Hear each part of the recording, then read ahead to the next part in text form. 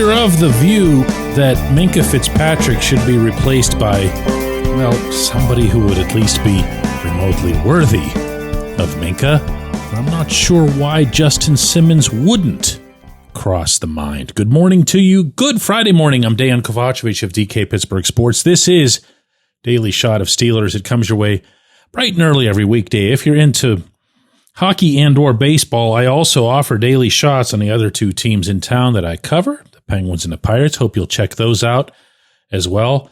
Simmons is a free agent. Simmons is not in the peak of his career. Seems like we've been having this conversation a lot lately.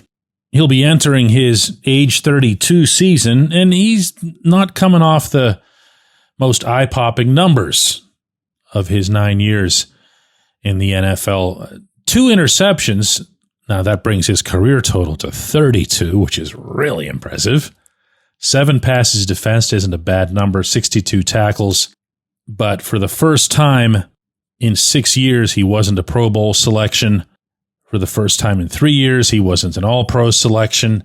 And at the same time, it's not like he, drove off the end of the cliff either. It certainly makes for an intriguing scenario, in part because Simmons has never played in a playoff game. Like, not once, not in a game. And unlike, when we talk about TJ Watt and these guys who've never won a playoff game, he's never even suited up for one.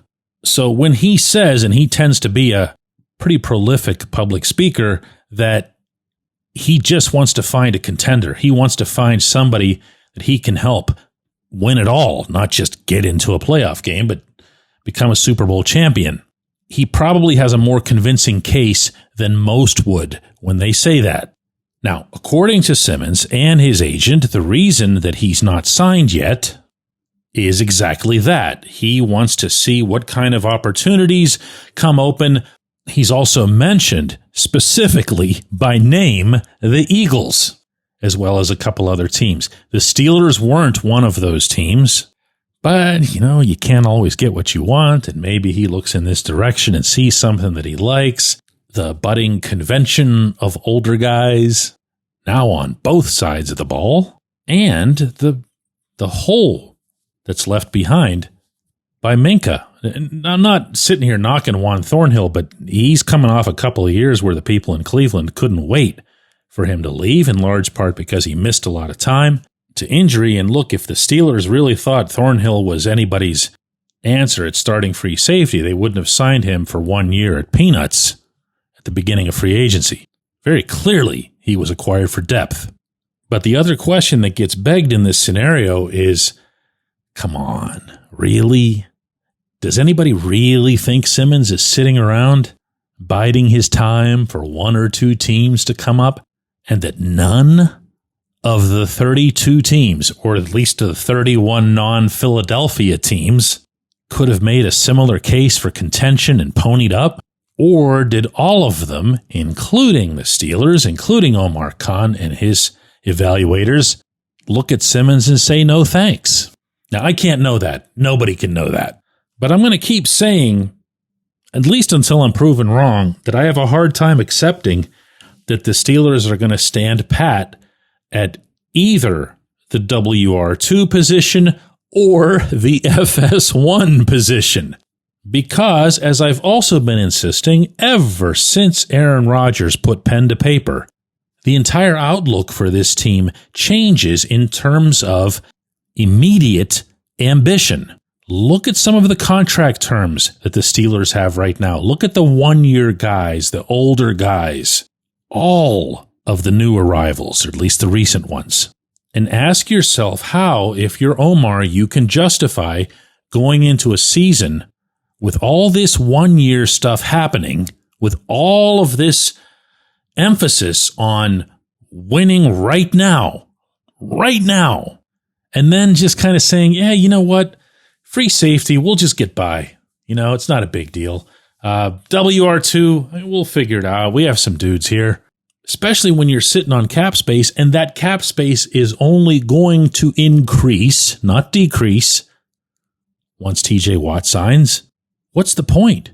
When would you be saving your free agency dollars to utilize? Why would you do it in some future year if the goal, and this isn't exactly a well-kept secret, is to end up somehow, some way with your legit future franchise quarterback next season, whether it's somebody that's taken in the Pittsburgh draft, whether it's Will Howard, however it plays out, it's not going to be the same.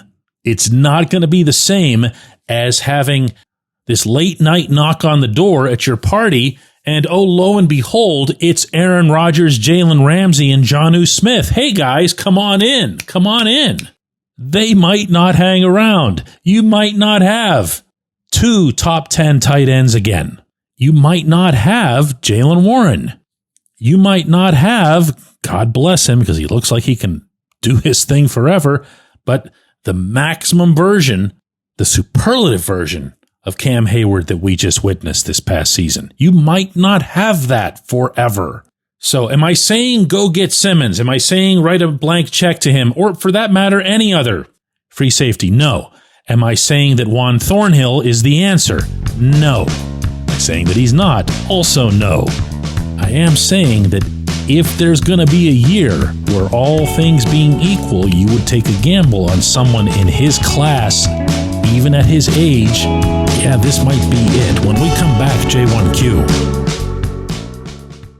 Luxembourg, Garbett, Kelly & George is a personal injury law firm in Western Pennsylvania that represents injured people in automobile accidents, workers' compensation cases, and medical malpractice claims. The attorneys at Luxembourg, Garbett, Kelly & George pride themselves in doing what they say they're going to do. It's important to them that when they make you a promise, they keep that promise. And this law firm has been keeping promises for over 80 years. Luxembourg, Garbett, Kelly & George has been AV rated. That's the highest rating a law firm can receive for legal ability and ethics. And the lawyers at the firm have been designated super lawyers, that's a real thing, for over 15 years. Rare combination there. Luxembourg, Garbett, Kelly & George has offices in Cranberry, Newcastle, Beaver Falls, Butler, and Elwood City. Learn more about them at lgkg.com or by calling 888-842-5454. Again, that's 888-842-5454.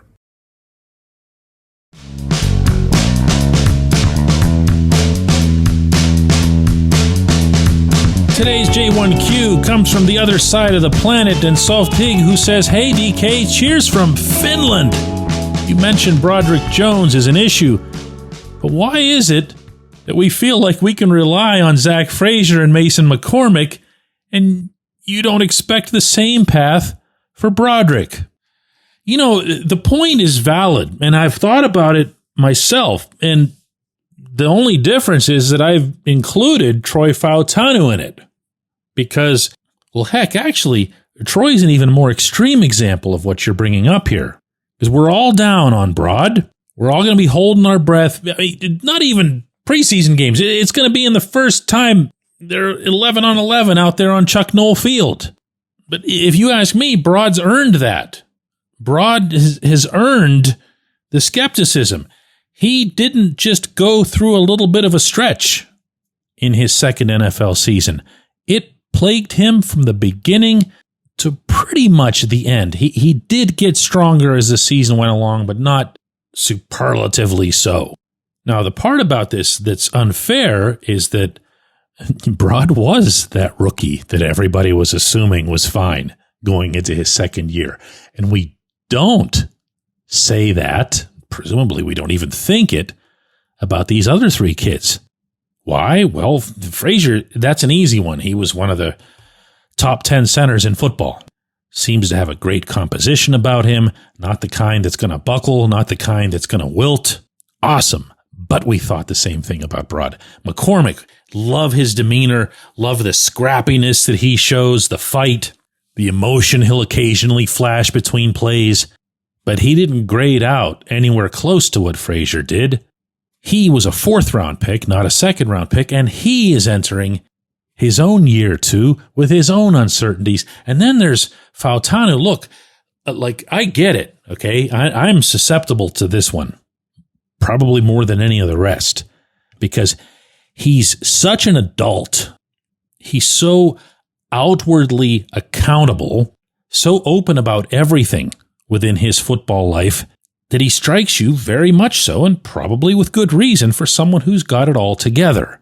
Okay, great. But he logged 55 snaps in one game in Denver in week 2 of last season before getting hurt. We can't know what he's got. He played great that day, too, by the way. But we can't know what he's got over a full 17. And not to bring up a touchy subject here, but we can't know that he's going to give you a full 17. He has to show both of those things. I'm not telling you anything he wouldn't tell you himself. So if you want to know what path I'm expecting for any of the 4 young guys surrounding Isaac Seumalo, my answer is going to be that it's going to continue to be an individual set of challenges before it becomes a collective challenge. And that alone should have you, I think, lowering your expectations a little bit, or making them reasonable at least, for this line. We've seen what this line looks like when it's 1 or 2 guys going, because they had 1 or 2 guys going last season, and it wasn't a good line. So how long does it take for 4 of them to get going? How long does it take for all 5 of them to get going? And then from there, pile on top of that phase of the process where they have to develop chemistry and communicate and trust each other and get adaptable to the different things that Arthur Smith and Aaron Rodgers would want to run, to the different kind of running schemes that they'd put into all the tight ends on the field. It's not imminent. But is that unfairly being attached to Broad? I mean, you're making sense, yes, but I also don't think it matters until all of them prove it. I appreciate the question. I appreciate what's easily our first football question from Finland. We get them for the Penguin Show all the time. I appreciate everybody listening to Daily Shot of Steelers. Don't forget, we have a double shot of Steelers coming your way today at 4 p.m. Eastern, live on our YouTube channel, and of course on our own app and website at DK Pittsburgh Sports. Hope to see you then.